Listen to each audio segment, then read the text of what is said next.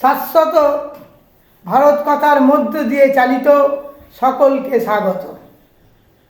মনের কথা এই সময় বিষয়, এর আগেও বিষয়গুলো বলেছি। এটা পঞ্চম পর্ব চলছে, মৃত্যু ও পরলোক ও পুনর্জন্ম। চতুর্থ পর্ব হয়ে গেছে, পঞ্চম চলছে। মনে করি আমরা ঋগ্বেদ সব কিছু বলেছি। মানুষ কি নিত্যজাত, অর্থাৎ সর্বদা। এই শ্লোকের ভাষা শ্রীমৎ শঙ্করাচার্য বলেছেন যে যদি তুমি মনে করো যে মানুষ সর্বদাই জাত, তবে তার জন্ম সম্বন্ধে প্রশ্ন হয় না। কিন্তু মানুষ জন্মগ্রহণ করলে তার জন্ম সম্বন্ধে প্রশ্ন উঠতে পারে যে কোথা হতে তার জন্ম হলো। যার জন্ম আছে তার মৃত্যু অবশ্যই আছে, এটা আমরা অনেকেই জানি। এতে সহজেই বোঝা যায় যে সাধারণত মৃত্যুর পরে তাকে আর জন্মগ্রহণ করতে হয়। তা না হলে কৃতনাশ ও অকৃত অভাগ্যম নামক দুটি শ্লোকের উন্নত হয়। কৃতনাশ কর্মর দ্বারা হয়ে তাকে ফলের নাশ, অর্থাৎ কৃতকর্মের ফল না পাওয়া। এর ফলশ্রুতি হলো যে প্রত্যেক কর্মেরই যে একটা না একটা ফল আছে, এটা অস্বীকার করা। কর্মের ফল ভোগ করতে হবে। কেউ ছেড়ে কথা বলে না, কর্মফল আমাদের ভোগ করতে হবে। তাই তো আবার বলি, যারা ক্ষমতায় ক্ষমতাবান, ক্ষমতা পাগল, ম্যাট পাওয়ার, পঞ্চায়েত থেকে শুরু করে পঞ্চায়েত জনপ্রতিনিধি তারা হচ্ছে না, জনপ্রতি তৈরি হন। তোমরা হচ্ছে দলপ্রতিনিধি, জনগণের দ্বারা তোমরা নির্বাচিত। জনগণকে মনে পড়ে না, খালি পাইয়ে দেওয়া হচ্ছ। কর্ম দাও, সুকর্ম সংস্থান গড়ে তুলুন, বেকার সমস্যা মেটান। ভারতবর্ষের যা লোকসংখ্যা, সোনার দেশ, সোনার ফসল পড়বে। 2 ঘন্টা থেকে 4 ঘন্টা শারীরিক পরিশ্রম করতে হবে। কারা করবে? বৃদ্ধ নয়, আপ টু 20, 22, 25 বছর বয়স থেকে 40 থেকে 50 বছর বয়স পর্যন্ত তারা পরিশ্রম করবে। তারপর তারা স্কুলে মাস্টারি করবে, বিদ্যালয়ে শিক্ষকতা করবে। লজ্জা করে না? তোমরা মানুষ না পশু? পশুদেরও বোধ শক্তি আছে। বৃদ্ধ বাম্মাকে কাজ করবে ফসলে। রবি ঠাকুর তো বলেছে, যারা চাষ করে পাহাড় ভাঙে তারাই তো ভগবান। চাষবাস করলে খাবে কি? নিজের খাদ্য উৎপাদন করতে হবে, পরিশ্রম করতে হবে। 75 বছর বয়সে আমি পরিবারক স্বামী রেখে যাবেন আমার এই আশ্রমে, মাটি কাটি। লজ্জা করে না? কলম পেশা চাকরি, কেরানি, অফিসার, ডিরেক্টর, 1 লাখ টাকা করে 1.5 লাখ টাকা করে সরকারি কর্মচারী কিচ্ছু কাজ করে না। ফাঁকিবাজ 1 নম্বর। এটা স্বর্গ উঠবে। দেশের সেবক। প্রত্যেক মানুষকে কাজ করতে হবে। মরণকে জয় করুন, মৃত্যুকে জয় করুন। আমরা যদি মনে মনে জপ করি যে মরণ, ওই মরণ জপ করে আমাদের দস্যু রত্নাকর মুনি হয়েছিলেন, বাল্মীকি মুনি, সেটা আমরা ভুলে গেছি না? মরণ জপ করুন, হরে কৃষ্ণ নয়, তিলক কাটা গলায় মালা নয়। মরণ জপ করুন বারবার মন থেকে। কোনো মানুষ যদি মনে করে যে আমার মরণ আছে, আমার কি আছে, কেন খুন খারাপি, চুরি ডাকাতি, দেশের তছরূপ করব, দেশের জনগণের টাকা, সরকারের টাকা মানে জনগণের নোট ছাপিয়ে যাচ্ছে।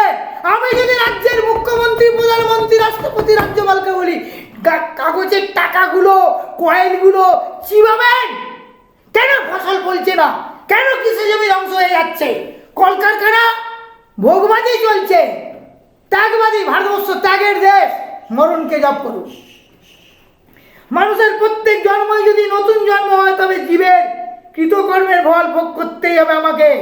রামানুজ বলে যে মৃতের পুনর্জন্ম না হলো কৃতহানি, অকৃত অবগম হয়, সে তো প্রশান্তরে পাওয়া যায় অজ্ঞান তমসার পরপারে। এটা চতুর্থ পঞ্চম পর্ব চলছে। এ বিষয়ে রবীন্দ্রনাথ বলেছেন, যাকে আমরা চিত্ত অবলম্বন করে তাকে যখন ছাড়ি তখন তার সম্বন্ধে আমারও মৃত্যুও ঘটে। এমনি করে ক্রমাগত আমরা এক মৃত্যুর ভিতর দিয়ে অপরি মৃত্যুতে চলেছি। এই যে মৃত্যুর পর্যায়, তার অন্ত নেই, অথচ মন এমন কিছু চায় যার থেকে তার মরতে হবে না। সেটা পেলে সে বলতে পারে, এছাড়া আর বেশি আমি চাই নে। তাই তো মৃত্যু পরলোক পুনর্জন্ম নিয়ে পঞ্চম চলছে বোধহয়। যাকে পেলে ছাড়াছাড়ি কথা উঠতে পারে না, তাহলে তো মৃত্যুর হাত হতে একবারে এড়ানো যেতে পারে। রবীন্দ্রনাথ ঠাকুর শান্তিনিকেতন থেকে এটা বলেছে। আবার গীতাতে আছে, দেহাভিমানী জীবের স্থূল দেহে কৌমর, যৌবন, জরা, ব্যাধি বা বার্ধক্য প্রভৃতি অবস্থার পরিবর্তন যেমন আপনি আসিয়া থাকে, দেহান্তর প্রাপ্তি অর্থাৎ মৃত্যু সেইরূপ একটা অবস্থা ভেদ মাত্র। অতএব ধীর ব্যক্তি তাকে মোহিত হন না। কিন্তু এত তত্ত্ব কথায় আমরা সান্ত্বনা পাই কোথায়? যাকে হারালাম তাকে তো আর কোনোদিন আমরা পাবো না, এটা মাত্র বুঝিতে পারলাম। যাতে কেন্দ্র করে জীবনের সুখ, স্বাচ্ছন্দ্য, স্বাদ, আহ্লাদ, কত স্বপ্ন আমরা রচনা করেছি, তাকে হারিয়ে জীবনও শূন্য হয়ে গেল।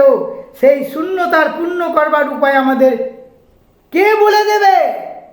জানতে হবে। এইসব জানতে পারলে আমরা কোনোদিন কুকাজ উকাজ, চুরি ডাকাতি, চিন্তায়, ওই ঘুষ টুস নোংরা, আমরা করাতে দুর্নীতিগ্রস্ত হব না। দেশকে ভালোভাবে চালাবো, জনগণের দ্বারা আমরা নির্বাচিত, জনগণের দ্বারা পাশে দাঁড়াবো। সেই নির্বাচনের সময় গলায় গামছা দিয়ে ঘুরেছ, ভোট দাও ভোট দাও, তারপর কোথায় গেলে? বারবার বিদেশ ভ্রমণ করা হচ্ছে না? আমাদের জনগণের টাকায় লজ্জা করে না? আমাদের মতো ঘরে ঘরে আসুন। আপনার প্রতিনিধি নিয়ে প্রত্যেকটি বাড়িতে অত্যাচার করছে কেন? বামপন করে গেছে। জ্যোতি বসু বুদ্ধদেবের লোক, মমতা ব্যানার্জির লোক ঘরে ঘরে লুটপাট করেছে, ঘর বাড়ি ভেঙেছে, টাকা পয়সা নিয়েছে। আবার যদি বিজেপি করে, আর সীমা নেই, এর 5 বছরের জন্য, এরপরেই চলে যাবে। জনগণ নামিয়েছে, তুলেছে, আবার তারাই ফেলে দেবে। সতর্ক হন শুভেন্দু অধিকারী, তার চেয়ে বয়সে বড়, 75 পেরিয়ে গেছে। দেশকে ভালোবাসুন। দেশকে ভালোবাসা মানে এই নয়, পাইয়ে দেওয়া নয়। তাদের সর্বনাশ করছো, জনগণের সর্বনাশ করছো বিনা পয়সায় আসে, বিনা পয়সায় খাবার। একই কথা। কেউ বুঝুন, এই জন্মে মন্ত্রী হয়েছে, মুখ্যমন্ত্রী, রাষ্ট্রপতি বা প্রধানমন্ত্রী হতে পারো, কিন্তু ভগবানের কাছে নয়, ঈশ্বরের কাছে নয়। ঈশ্বর বলে, আপনি তো সনাতনী ধর্মী, খোল করতাল নিয়ে হরিনাম করছে। হরিনাম কিছু বোঝেন? মানুষের পাশে দাঁড়ান। শ্রীচৈতন্য মহাপ্রভুকে জানান, তিনি কি করেছে। অভিনয় টিভি সিরিয়ালে হয়ে গেছে যিশু সেনগুপ্ত। তিনি দিনের বেলা সমাজ সেবা করেছেন, রাতের বেলা সাধন ভোজন করেছেন। শ্রীচৈতন্য মহাপ্রভু, তাকে হত্যা করা হয়েছে। নেতাজি হত্যা হয়ে গেছে। নেতাজি নিয়ে মতলব, নেতাজি সুভাষ বোস লজ্জা করে না? যারা সব বিবেকানন্দের নামে অপপ্রচার চালাচ্ছে, নেতাজির নামে অপপ্রচার চালাচ্ছে, লজ্জা থাকা দরকার সরব। ভাগ্যক্রমে আপনি মুখ্যমন্ত্রী হয়েছেন। আগামী জন্ম মৃত্যু বিবাহ, জন্মান্তরবাদ যদি মরে, হিন্দু ধর্মের আগামী জন্মে মানুষ হবে না, কীটাণু কীট হবে, গুয়ের পোকা হবে। যারা জনপ্রতিনিধি হয়ে জনগণের দ্বারা দাঁড়াচ্ছে না, পাইয়ে দেওয়ার রাজনীতি হচ্ছে। জনগণকে ভিখারি বানিয়েছে। কর্মদিন, কর্ম অলস মস্তিষ্ক শয়তানের কারখানা। যতদিন না মানুষকে কর্ম না দেবে, ততদিন ওই ধর্ষণ হবে, নারী ধর্ষণ হবেই হবে। আমি মা বোনেদের বলি, কোমরে বেঁধে লাগুন, কাজ চাই আমাদের বাবাদের, দাদাদের, স্বামীদের, কাজ চাই।